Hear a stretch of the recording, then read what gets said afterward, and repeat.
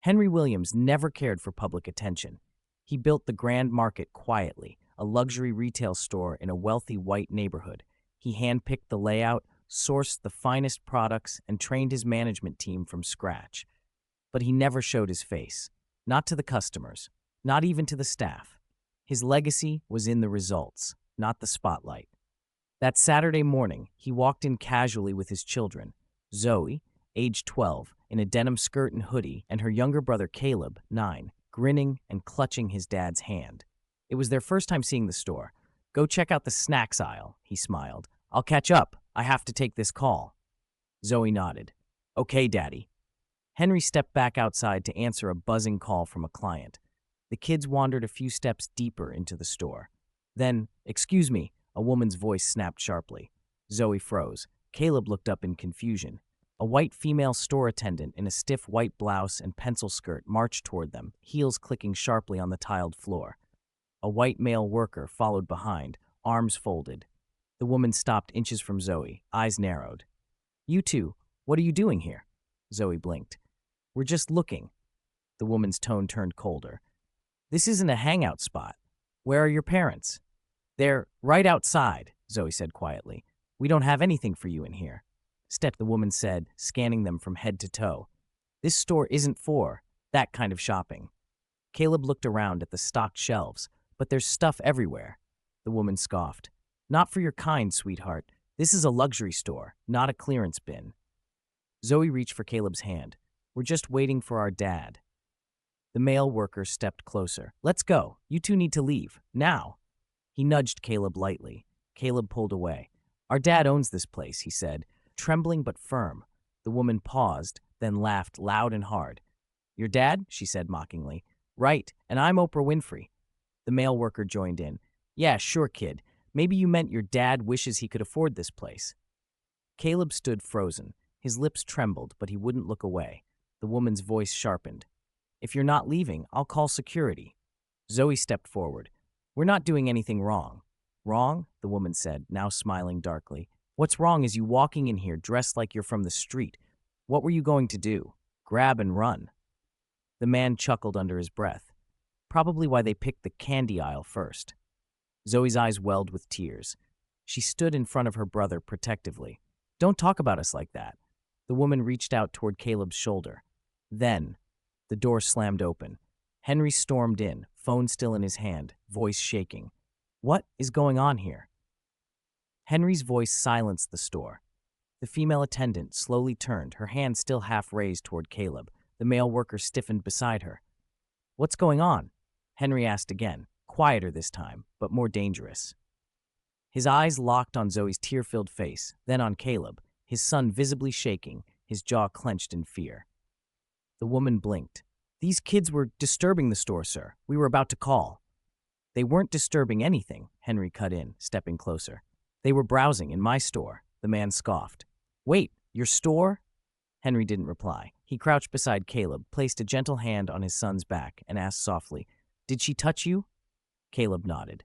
Zoe spoke, voice cracking. "They laughed at him. She said there was nothing here for our kind, said we shouldn't be here." Henry stood up, a tense pause.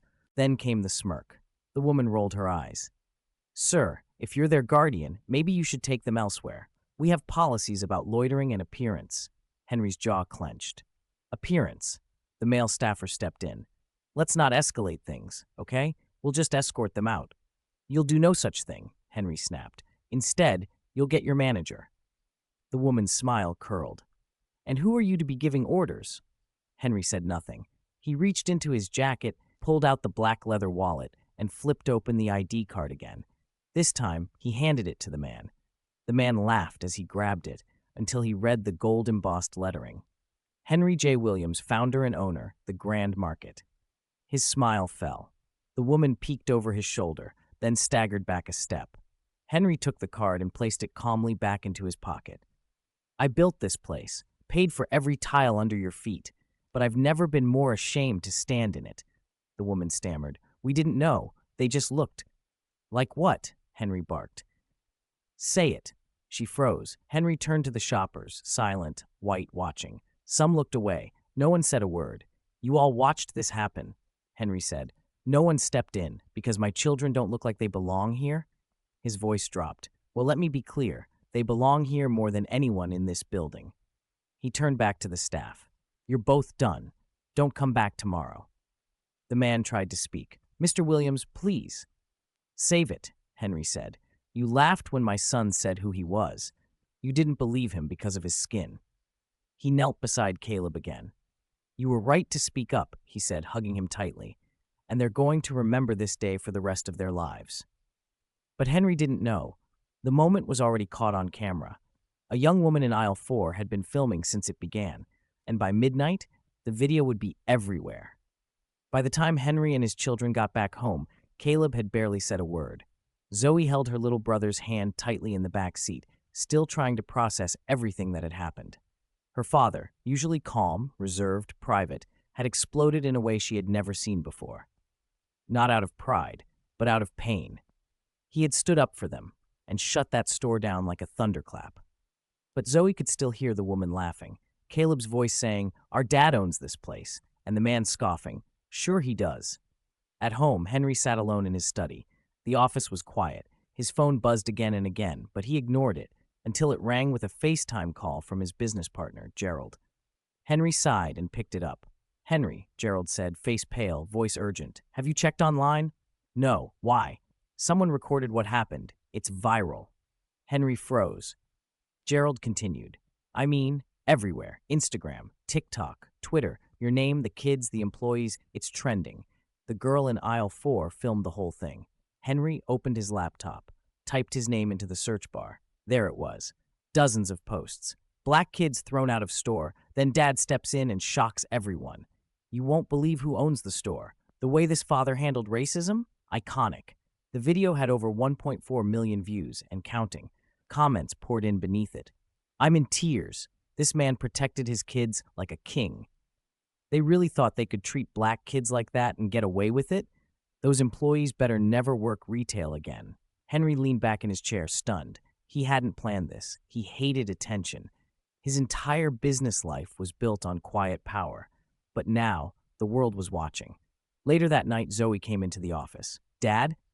He looked up. "I saw the video," she whispered. "Everyone at school is talking about it. People are sharing it like crazy." Caleb peeked in from behind her. "Was I brave?" Henry stood, knelt, and pulled both his kids into a hug. "You were more than brave," he said. "You were honest. You stood your ground." Zoe whispered, "Why did they do that to us?" Henry exhaled slowly, "Because they were taught to believe we don't belong. But today, we proved them wrong." Meanwhile, back at the store, the two fired employees sat outside the building in their cars, watching the video on their phones, their names plastered across the internet. The woman's hand trembled as she scrolled. "We didn't know," the man whispered. "We didn't care." Just then, a news van pulled up. A reporter stepped out with a cameraman and mic. "We're here to get a statement about what happened today." They weren't asking. They were coming for the truth. And this story was just beginning. By Monday morning, the Grand Market was no longer known for its spotless aisles or luxury branding. It was known for something else entirely, the store where two black kids were kicked out by mistake. Or at least, that's how the manager tried to spin it. In a now-deleted Facebook post, the regional branch released a statement. "We regret the misunderstanding that occurred between staff and two minors who were unaccompanied. Our policies prioritize safety and protection for all guests." Misunderstanding? Henry slammed the laptop shut. There was no misunderstanding. He had watched the entire encounter. He had seen the smirks. He had heard his son say, "Our dad owns this place," only to be mocked and dismissed. This wasn't policy. It was prejudice, masked in politeness. And now, they were trying to make it go away. Meanwhile, Henry's phone kept buzzing. News outlets wanted interviews. Bloggers reached out. Activists posted videos demanding boycotts. The hashtag #TheyDidn'tKnow started trending. But Henry wasn't interested in going viral. He was interested in making sure this never happened again. So he went back to the store. Alone, the store manager, Mr. Curtis, stood stiffly near the customer service desk when Henry walked in. "Mr. Williams," he said quickly, "good morning. Assumed you'd be taking some time off." Henry didn't smile. "I saw your company's statement." Curtis cleared his throat. "Yes, We meant no offense. It's just company language, legal safety. Safety? Henry asked. Curtis faltered. Henry's voice was calm but tight. Two children were approached, insulted, humiliated. Not one staff member stepped in, not even you. Curtis looked down. They were new hires. But the attitude wasn't new, Henry cut in. I'm not blaming everyone. I'm blaming what you allowed to grow here. Across town, the fired employees sat in silence as the video clip continued airing on national TV. I didn't mean to be cruel, the woman mumbled to a reporter. It just came out. The way they looked, I thought they were lost or… The reporter held up the clip. Our dad owns this place. Sure he does.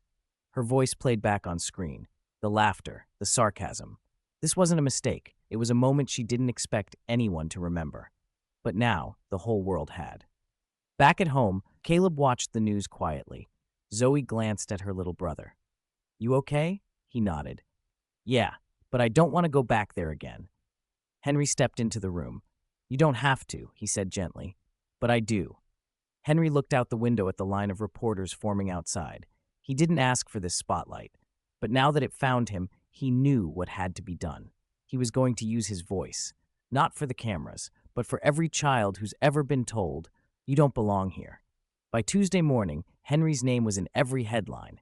But not because of what he said, because of what others had said for him.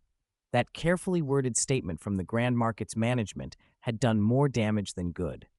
The words misunderstanding, appearance, and company policy sent the wrong message, and Henry knew it. What they called a PR strategy, he called an insult to his children's dignity. He called an emergency meeting, no press, no lawyers, just Henry.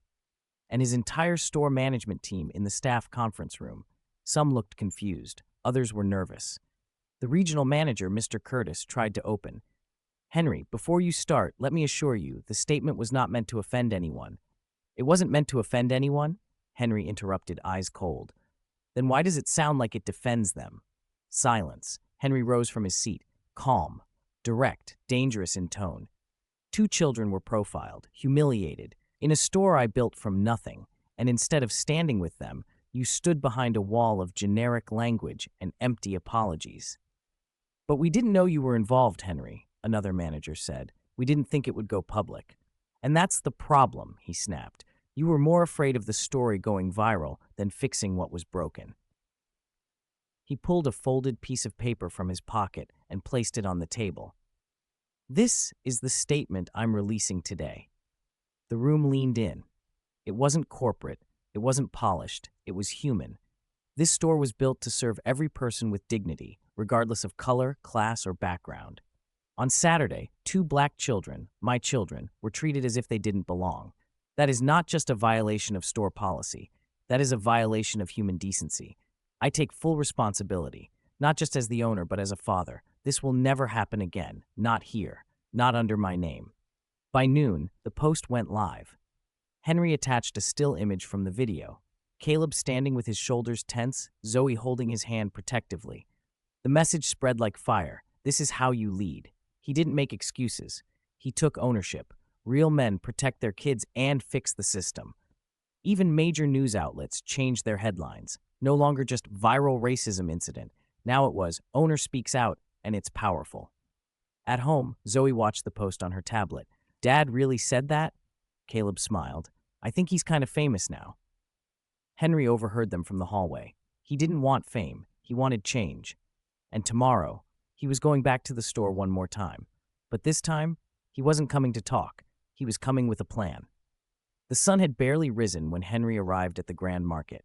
Not in a car, not in a suit, but in a plain shirt, jeans, and sneakers, just like the customers he wanted to feel seen. He didn't walk in through the VIP entrance. He walked straight through the front doors. Like a father, like a black man, like someone who was done being quiet. Employees whispered as he passed. The few who had been silent that Saturday now looked at him with guilt, regret, fear. Henry wasn't there for revenge. He was there for change. At 10 a.m. sharp, he stood at the center of the store, beside the candy aisle where it had all happened, and held a press conference. Local media showed up, a few national outlets too. He didn't stand on a stage. He stood on the floor, just a few feet from where his son had once said, "Our dad owns this place," and been laughed at. Henry took the mic. I built this store with a dream that anyone could walk in here and feel like they belong. That dream was broken the day my children were made to feel less than human, in a place I created with love. I don't want another apology. I want action. So here's what we're doing, starting today. He paused, looked straight into the cameras. We're launching a new policy, mandatory anti-bias and diversity training for all staff, from managers to janitors. We're also creating a paid internship program for underserved youth, so more kids like my own can be part of the systems that shape them. And lastly, this space, this very aisle, will be renamed in honor of every child who's ever been told they don't belong. He held up a gold plaque. The Zoe and Caleb Inclusion Corner, a space where everyone belongs. The room fell silent. Reporters scribbled. Cameras zoomed in. Even the employees clapped. But the best part wasn't the press. It was what happened after. A black mother in her 30s approached Henry. Her daughter held her hand. "Thank you," she whispered. "You made us feel seen today." Henry smiled. "That's the goal." That evening, Zoe and Caleb returned to the store. This time, no one stopped them. Caleb saw his name on the new plaque. He touched it softly, then looked up at his dad. "I feel like I belong now," he said. Zoe smiled. "Me too." Henry stood back, watching them. The two souls he would protect with every breath. Not just from harm, but from a world that sometimes forgets how much they matter. It had been a week since the video broke the internet. A week since Henry's speech turned the Grand Market into more than just a store. It became a symbol. Families from all over the city now came to shop, not just for goods, but for hope. Parents whispered, "This is where it happened." Teachers brought students to see the Zoe and Caleb Inclusion Corner. Kids touched the plaque like it was sacred, but not everyone walked in with pride. That Friday morning, as Henry checked the new staff training session upstairs, a quiet knock came to his office door.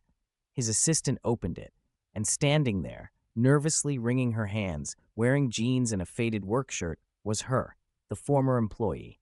The woman who laughed when Caleb said, "Our dad owns this place." Henry looked up, surprised. The room went still. She stepped inside slowly. I know I don't deserve to be here, but I couldn't sleep another night until I said something." Henry didn't speak. She took a shaky breath. "I was wrong. About your children. About everything. I thought I was just doing my job, but I realize now I was doing damage. I've been watching the news, reading the comments, and I see myself in every one of them." Henry leaned forward. "So why are you here?"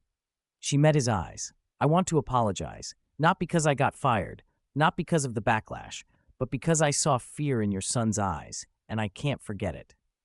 Downstairs, Zoe and Caleb had arrived early for the weekend workshop. Henry had invited kids from local schools to visit the store, hear about business, and learn how to lead with confidence. Caleb saw the woman walking out of the office, eyes red, head bowed. "Is that her?" he asked Zoe quietly. Zoe nodded. She looked different. "Sad," Caleb said. "Do you think she's sorry?" Zoe looked up at their dad, who stepped beside them and placed a hand on both their shoulders. "I think some people need time to learn," Henry said gently. "But today, she chose to come back. Not for herself, for you." Later that afternoon, Henry gave her a quiet moment with the kids. The woman knelt beside them, voice low. "You don't have to forgive me. I just want you to know, I see you now." Caleb gave a small nod. Zoe simply said, "Thank you for saying it." Forgiveness doesn't erase what happened, but it plants a seed. And for Henry, watching his kids smile again in the very place they were once humiliated, that seed was enough. But just when things seemed settled, a mysterious letter arrived at the store's front desk the next morning. No return address. Just one sentence written inside. "You think this story is over? You haven't even seen the real storm yet." The letter sat on Henry's desk like a threat. No name, no stamp. Just a plain white envelope with a single sentence inside. "You think this story is over? You haven't even seen the real storm yet." For a moment, the weight of everything came crashing back. The video, the headlines, the apologies, the protesters, the praise, the pressure. He wasn't just a store owner anymore. He was a symbol, and someone didn't like it. He stared at the letter in silence, then calmly folded it and slid it into a drawer. Because this time, he wasn't afraid. That same afternoon, the Grand Market held its first ever Community Day. The aisles buzzed with life. Music played. Kids laughed. There were story booths, free snacks, art tables, and something new, a mural wall. Local black artists had come together to paint a powerful piece of history across the store's far wall. It showed two children standing at a store entrance, one nervous, one brave, and behind them, a father with open arms. At the center of the mural, bold white letters read, "We belong." Henry stood nearby, watching as Zoe and Caleb dipped brushes in paint with other kids. A white father approached with his biracial daughter. "Sir, I just want to say thank you," he said. "What you did gave my little girl courage. She's been afraid to speak up at school, but now she's painting her story next to yours." Henry nodded, humbled. "That's why we're here." Back inside the store, Henry walked past a group of employees finishing a new welcome display near the front entrance. One sign read, "This store is owned by a black man who believes in every child's worth." He didn't ask them to put that there, but they did. Because now, people finally knew who built this place and what it stood for. At sunset, Henry locked the doors, standing for a moment in the quiet. He glanced down the same candy aisle, where it all began. Zoe and Caleb came running up behind him. "Dad," Zoe smiled, "can we stay just a little longer?" Caleb chimed in, "Yeah, it feels different now." Henry turned, his voice soft. "It's not the store that changed," he said. "It's the world we chose to build around it." Outside, a storm was brewing, the wind picking up, clouds shifting in the sky. But for the first time in weeks, Henry smiled, because storms no longer scared him. Not when his children walked through the front door with pride. What would you have done if you were in Henry's shoes? Let's talk about it in the comments. Thanks for watching. If this story moved you, don't forget to like, share, and subscribe for more emotional stories, and turn on the notification bell so you don't miss any future uploads.